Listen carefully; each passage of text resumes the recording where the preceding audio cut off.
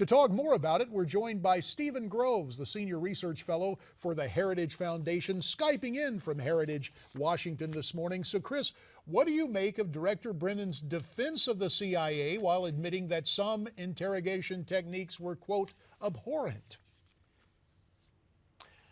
Well, I think just like you said, he was walking a thin line there, because later in the press conference during the Q&A, he had to say that it was unknowable, was the word that he used over and over, which meshes with Josh Earnest, the White House spokesman's word at his press conferences, unknowable whether the enhanced interrogation techniques, the EITs, were directly responsible for gathering intelligence that would be actionable.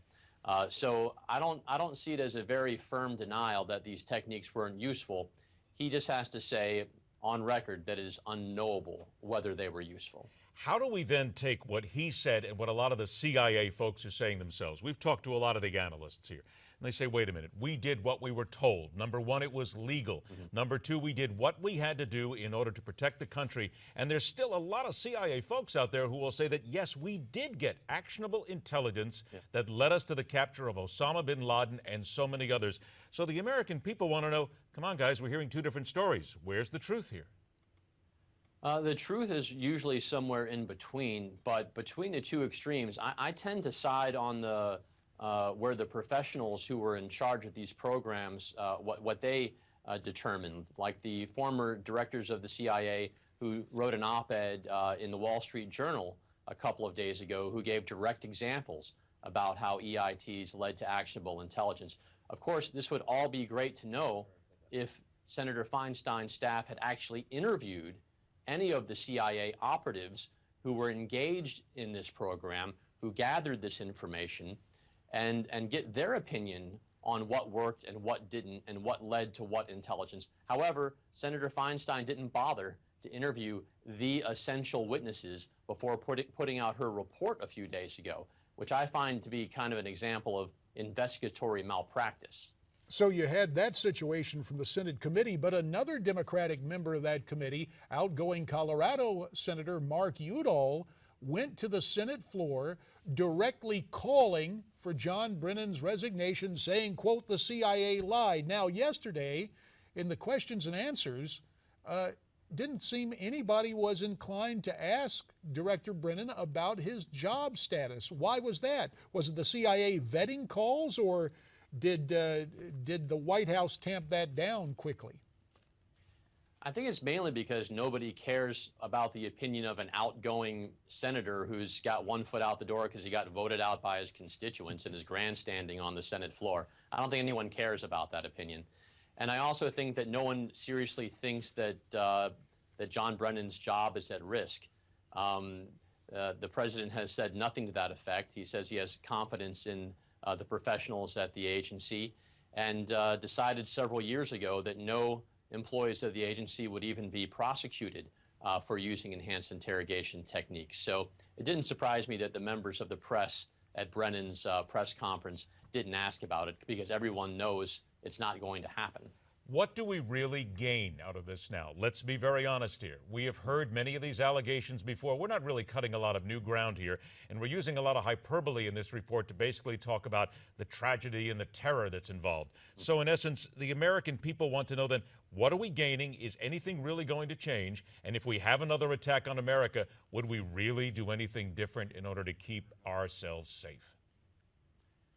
We gain nothing. There is nothing in this report that we have not been debating for the better part of the last decade. With the notable exception of something called rectal rehydration, we haven't learned anything, and I wish I'd never had to learn what that was. So we really haven't learned anything new, which really begs the question, why release it? I'm sure a lot of Americans are thinking the same thing I am, which is, why release this report, which just gives more detail and granularity about techniques that we've known about for a decade? Why release this report when the jihadists are going to use it as a recruiting tool, when they're going to use it as further false justification for butchering Americans?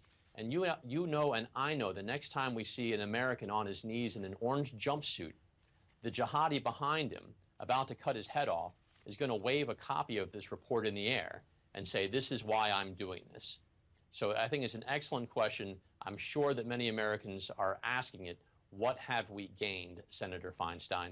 About a minute and a half remains. President Obama taken to task for expansion of the use of drones. White House Press Secretary Josh Earnest was asked to explain how the president believes it's un-American to use enhanced interrogation techniques, but felt morally sound in using drones. Let's listen to the press secretary, then we'll get your reaction.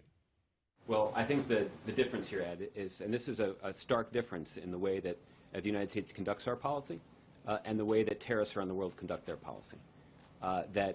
There is significant care taken and there are significant checks and balances that are included in the system to ensure that any counterterrorism action that's taken by the United States of America does not put at risk innocent lives. Stephen, 30 seconds for your response. Well, I see the two programs not very differently from one another. In both cases, the CIA and the Department of Defense, in the case of the drones, have gone to the Department of Justice, have gone to their own lawyers, sought out legal opinions on when these types of strikes may be used, even in countries that are far from the Afghanistan and Iraq battlefields. They've received their legal opinions. They've operated under those legal opinions in places like Pakistan, Yemen, Somalia, and elsewhere. And we're going to have to, unfortunately, cut it right there, Steve. We are all out of time, but the points certainly have been made, and they've been made very clearly. Stephen Groves from the Heritage Foundation, thank you so much for joining us this special edition of America's Forum. Yours truly, Ed Berliner and J.D.